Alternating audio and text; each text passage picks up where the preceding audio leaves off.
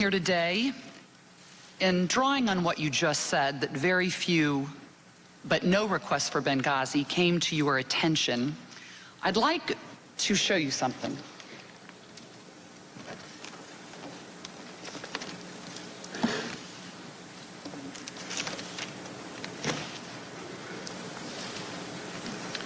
This pile represents the emails that you sent or received about Libya in 2011, from February through December of 2011.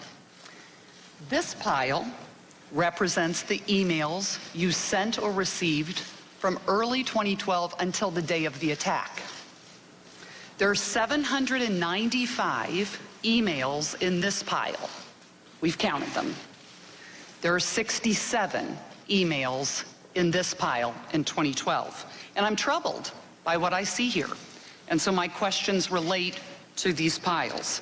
In this pile in 2011, I see daily updates, sometimes hourly updates, from your staff about Benghazi and Chris Stevens.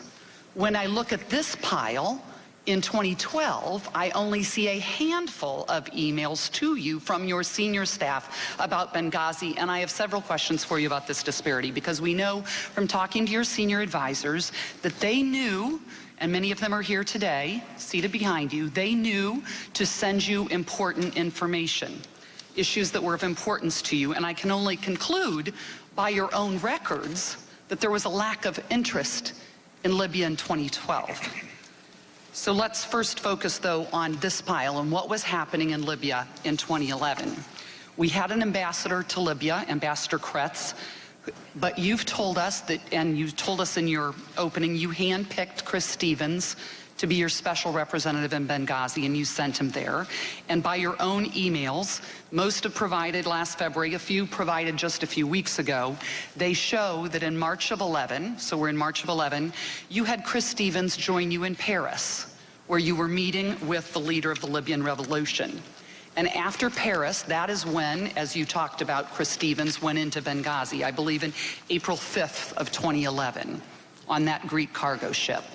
How long was he expected to stay?